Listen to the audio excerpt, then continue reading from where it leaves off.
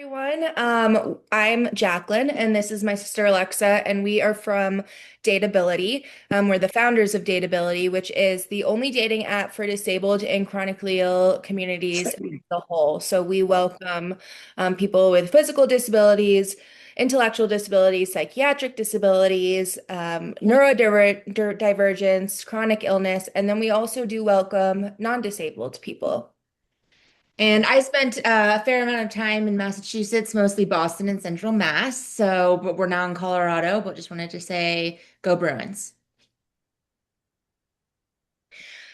So the story of how Dateability came to be is a personal one. I am disabled due to chronic illness, and I really struggled using the mainstream dating apps. And so I would join Hinge and Bumble and Tinder, and I was always met with ableism and discomfort and just a lot of misconceptions about my disabilities. And it really affected my self-esteem. It made me really lonely. And I just couldn't believe that there wasn't a place that there were people like me that I could use. And I realized that there were a lot of people out there that with the same experiences as me, and that we could create this place. And so we have heard of a lot of experiences of people receiving offensive comments like, why do you look like that? You're in a wheelchair. How do I talk to you? And all of these just point to the stigma and the ignorance surrounding disabilities, and really reinforced our belief that there needed to be a safe and inclusive place where people with all types of chronic illnesses and disabilities could meet and could connect. So, as Jacqueline's older sister, I watched her go through this discrimination and this loneliness and watched it really affect her self-worth and her self-esteem. And so we decided in October of 2021 that we were going to create the safe space, that we were going to be the solution to the problem that Jacqueline was experiencing. And Jacqueline was undergoing a procedure to get a feeding tube, which was causing us a lot of stress and anxiety about how other people would react when she would tell them that she can't eat 3 meals a day. And so we actually started planning dateability on a notepad and from her hospital bed, and we officially launched in October of 2022. So when we were designing the app, we wanted to make it feel modern, but we also wanted to solve the problem of disclosure. Jacqueline really struggled with how to disclose, when to disclose, what exactly to disclose, and there was a lot of anxiety surrounding how the other person would react. And Dateability solves that problem multiple ways. One, obviously, we do welcome and encourage non-disabled people to join the app. But when you're joining Dateability, you know that the majority of the people that you're interacting with and that you'll see on the app are disabled or chronically ill. And so I think that that solves the disclosure problem because it's less pressure and you are not the minority on Dateability. The other way is through the Dateability Deets profile section. So this is a section that goes on everyone's profile. It is completely optional, but it's a broad list of terms, pretty extensive. Able-bodied, if you're neurodivergent and you identify as able-bodied, food allergy, wheelchair user, immunocompromised, and there's a type in option. We didn't want this list to read like a medical chart or feel clinical. I feel like a lot of Jacqueline's experiences in life are as a patient, and that's normal and to be expected and completely fine. But we wanted Dateability to be more fun and modern and feel like the other apps. And so we decided to call it the Dateability Deets section and just make it really vague and very neutral. Like I have brown hair. If we wanted it to be on the same level of that. And so that was really like our first idea was in the first thing that distinguishes Dateability from the other apps. We also have a bunch of other features, and one is profile verification, and that is an optional feature, but it does enhance the user experience and it adds a layer of safety. And so users can submit three photos modeling the poses, and users whose profile pictures match the ones they submitted will receive a badge. And then we also have image descriptions, and image descriptions can be really helpful for those who are visually impaired or those who may have a sensory processing disorder. And so we want everyone to be able to digest the content that is on Dateability, which is why we encourage image descriptions. And we have different tutorials on how to create the most effective image descriptions. And we just find that it's really helpful, especially to those with visual impairments using the app. And lastly, a very nice feature that we include totally for free is the Our Location function feature. And we decided that we didn't want anyone to sign on to the app and not be able to see anyone. And so we allow users to search within their selected location radius and outside of it. And so if you only want to date people within, let's say 100 miles of you, you can turn on the location deal breaker option and you'll only see people who are within 100 miles from you, and people who are within 100 miles of you will see you. But if you are interested in establishing a long distance relationship or a virtual companionship, you can search for people all over the app, which now encompasses the entire world. We're available in Australia, New Zealand, across Europe, in Canada. And so it's a really great way to meet people who aren't wouldn't necessarily meet otherwise, but they also have the same foundation and common understanding of disability as you. And so that's a really fun feature that has led to a lot of our success stories that we will touch on. And the other apps actually charge for this feature. And it's always something that I have in the past wanted to take advantage of on the other apps because Denver in Colorado is, even though it's a city, can feel quite small. And I always wanted to kind of broaden my horizons and meet people in other cities and maybe travel. And so, but they charge like at least $40. That's like the cheapest here for this feature, this location feature. And so we do include it for free. The other thing I wanted to touch on is that right now, at least, the profile verification is not AI reviewed, it's reviewed by humans. And so that really helps because on the other apps, a lot of the profile verification and other safety components go through AI and they have a lot of bias against people with disabilities, people of color. We've heard stories about people who are burn victims that AI deems their photographs as being offensive. And so we really wanted to get away from that. And so, even though AI can be a tool for effectiveness in the future when we get millions and millions of users, right now, even despite our fairly large user base, we do not want to discriminate. And so we review everything, and we don't automate it. And of course, a huge component of online dating is safety. And there are so many people who use dating apps. Over 40 million people in the US use dating apps. And so it's a very popular method to meet people, but it is really important to understand the risks and how to reduce those risks. And so there are risks of financial scams, romance scams, identity theft, and then, of course, your physical safety when you meet in person. And we'll talk about the tips on reducing these risks to keep yourself safe.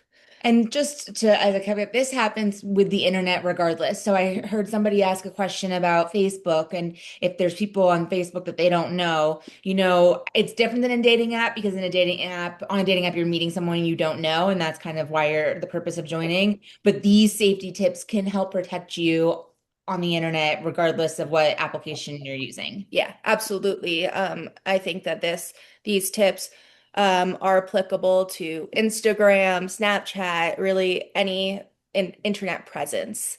And so the first bit of safety tips is to limit the personal information you add to your profile. And so there are places that will require last names, or they will require that your email address be public, and that is a big safety risk. And so avoid using including last names or emails or other identifying information on these platforms.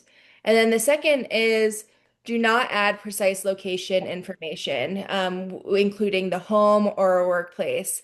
And that can include, saying what, if you work at a restaurant, you can be vague and say you're a restaurant worker or you're a waitress, and you don't need to necessarily add the exact place that you work at because that makes it easier to track you down.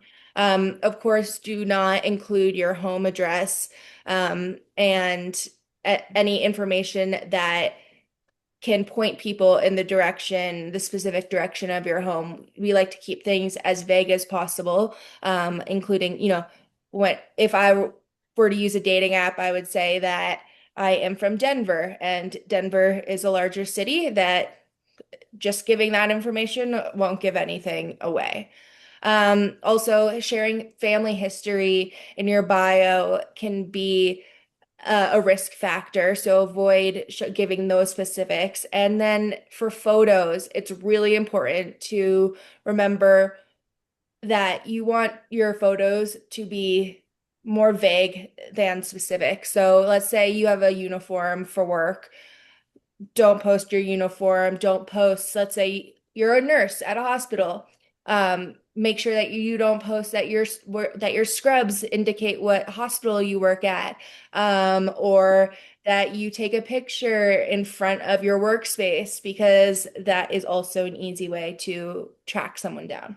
You obviously want to show pictures of your face, and that definitely leads to a more successful profile. But a lot of times, like if I have a picture that's right outside my house and it has the numbers of where I live, I just blur those out or block them out. And so if you have a logo on your shirt that says where you work, you can easily just blur it out. We're not saying don't use those pictures or don't include pictures of yourself because you including pictures of yourself is how you will gain more likes and meet more people and have more success. But just make sure that you're not including other information in those pictures that could potentially lead to somebody you don't want tracking you to track you. And there are some red flags to look out for. One is inconsistencies. Does it feel like this person is, using AI answers or copying and pasting the answers, and really telling you what you want to hear? And is that story changing? Are they saying that they need, that their mother is really sick and they need a lot of support, and they don't have any money for groceries? That can feel like a very rehearsed story. And love bombing is another one. Love bombing's tricky, right? Because when you like somebody genuinely, you want to tell them and you're really nice to them. But usually love bombing is being kind and being nice and being really intense about your feelings and love in order to get you to do something. So, I love you, and if you really cared about me, you would send me money, or you would buy me a plane ticket, or you would do this, and I would do this for you because I love you so much. And it can be very excessive very early on. Yeah. Another red flag is pressuring. So we want people to really remember consent, and just being a considerate and kind person on a dating app, and insisting on getting off the app to talk, or insisting on FaceTiming or texting, um, Oh my God, can be a red oh my God, flag. I was charging it because it was so dim when I turned it on. And then, of course, insisting on that people send you photos, or, talk in maybe a more promiscuous manner can be really uncomfortable.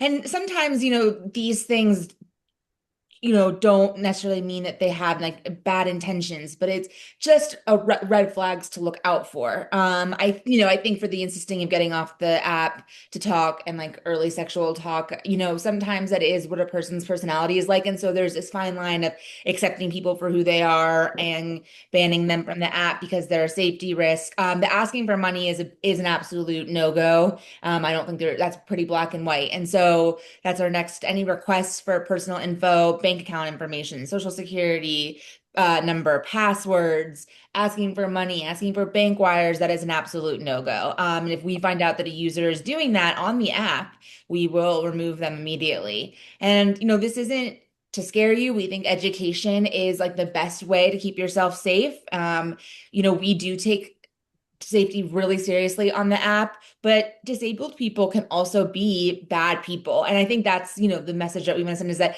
just you're not necessarily a scammer or a bot or a fake person. Like sometimes disabled people also have bad intentions. And so we want to keep our user base safe for those people who may slip through the cracks. But like I said, it's our priority. We closely monitor, block, and report that reports that we get from users. That's on every profile at the bottom. You can block, you can report, you can tell, give more details. You can always email us, and we do take those reports very, very seriously. And we want to end on a very happy note and talk about our success stories. So, as we mentioned, we launched in October of 2022, and we have so many success stories. It's really incredible. And we actually had our first wedding this past weekend, and that we can't wait. We have a big news outlet covering that story, so you can follow us on Instagram to to get the exclusive on that. But the way people have been using Dateability to me just really shows that this is a needed platform, that people with disabilities are interested in love and connection, and that disabilities are so diverse. I Most of our success stories, they have completely different disabilities. And so, this couple right here, with the woman with the red hair and the man with the glasses, she has a bunch of chronic illnesses and he has cerebral palsy, and they are the ones who got married last weekend. And it's just, it's really beautiful to see that love can bloom from just an online platform. And so it's we have seen people with autism have success. And one of our users, he signed up the first day that we launched. And then about a year later, I believe, is when he met his partner. And her parents encouraged her to join after watching Love on the Spectrum. And they matched. They realized that they were really compatible and that they actually lived in the same city.